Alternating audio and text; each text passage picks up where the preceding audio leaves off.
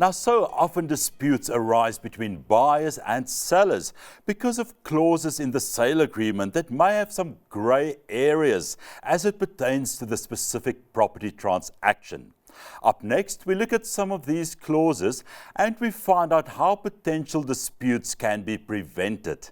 And to shed light on this matter, I'm now joined by transferring attorney Ona Nel from EYS Incorporated. Ona, welcome back to All About Property. Thank you, Cornelius. It's wonderful to be back. So, Ona, what we have here are a couple of scenarios from real-life events. And I'm hoping you can assist. I'm going to try my best. These actually came from viewers who wrote into us. Oh, wow. So Okay. let's look at some of these. Perfect. Okay, so the first scenario I have here is a bond approval is a suspensive condition to the transaction. Yeah. The bank approves the bond amount and the suspensive condition is met. While the transfer is underway, the purchaser finds out that the building plans does not meet the bank's criteria. The purchaser alerts the bank and the bank withdraws the loan. The seller refuses to repay the purchaser's deposit as he holds that the suspensive condition has been met in the first place. Okay? Now the purchaser don't have a bond approval and they can't get their deposit back. Who has the law on their side? The purchaser or the seller? And how could this dispute have been avoided? Sure, Cornelius, this is a mouthful. Firstly, I just want to start off to say that no two situations are ever the same. So each case must be judged on its own merit. But in this case, if I listen to the facts, and if we assume that the suspensive condition was correctly fulfilled, in other words, for the correct amount within the correct time period, and therefore the contract is in being already, then unfortunately the purchaser is in trouble. So the fact even if the bank is now withdrawing loan. Even if the bank is withdrawing the loan, yes. So the situation is as follows. The suspensive condition has been met. There's no further suspensive condition for the purchaser to obtain a loan further. The loan was obtained. The fact that the purchaser took a step and took matters in his own hands and alerted the bank of a fact, the bank withdrew. So it was the purchaser's action that the bank withdrew. The building plans is a whole other issue, and I'll touch on that shortly now. But the fact is, if the purchaser now cannot issue guarantees and cannot proceed with the transaction, then the purchaser is in breach, or it can be seen as a repudiation of the agreement. Repudiation being a one-sided cancellation. You can't one-sidedly cancel or terminate an agreement. The purchaser had to first follow the terms of the agreement, place the seller on terms, but now we come to the building plan issue again. So if building plans is not written into a contract, the seller does not have to provide building plans, even though it is a statutory requirement. So once again, there are different scenarios. There are scenarios where, in my opinion, my personal opinion, that could be seen as a latent defect in a property if there is not building plans and if the seller was aware of the fact that he did not comply with the bylaws by having building plans approved for his property. But that's a total different matter. But if the purchaser initially wrote into the contract to say that the seller is to provide updated and approved building plans before transfer, then this could have been avoided. Okay. So the purchaser had to do his due diligences. He had to make sure, he had to ask the question.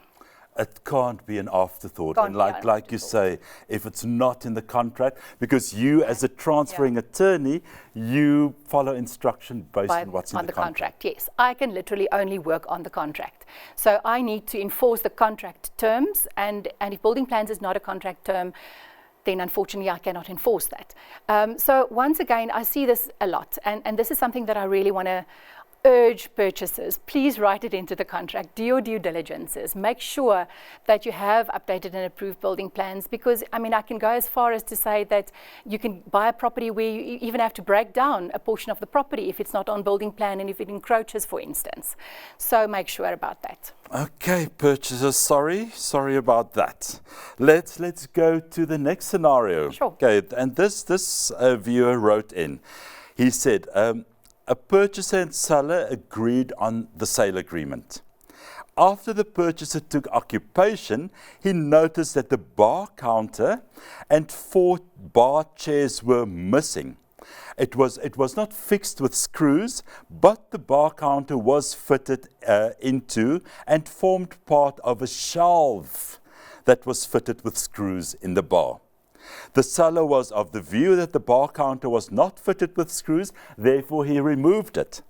The purchaser said the bar counter and 4 chairs formed part of the shelf that was fitted. What constitutes a fixture in this instance, and who is within the law, and how could this dispute have been avoided? Now, is this a difficult one? It is a difficult one, but unfortunately we do see similar situations quite a lot. So in short, let me just summarize quickly in short. A fixture, in short, is something, if you turn the house upside down and it doesn't fall out, that's a fixture. It's just in layman's terms how I try to explain it.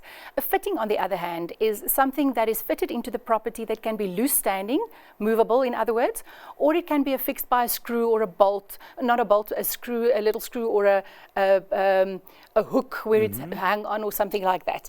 So most estate agency agreements and most attorney agreements does contain a clause to say fixtures and fittings, what is included, what is excluded.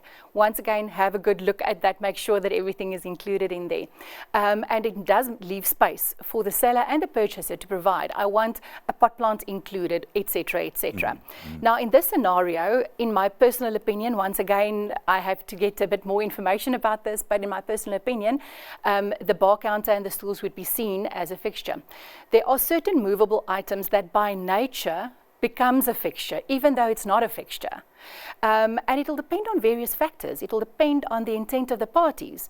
Firstly, the intent of the seller. What did the seller intend when he installed this? Did he intend it to be part of the property? Did he intend it to be part of a set, if I can put it that way? Then, what is the reasonable expectation of the purchaser? Could the purchaser have reasonably be expected that it is a fixture and that it would remain? So in my personal opinion, it would be a fixture in this scenario. Bar stools, for instance, and keys for a property are 2 very ideal examples of movable items that does become fixtures. Okay, very, very interesting. Let's look at our last one. We're almost out of time, but let's try and get this last one in. During the transfer of the property, the seller provided the transferring attorney with an electrical compliance certificate from a reputable electrician. After registration and occupation, the purchaser discovered electrical faults in the property.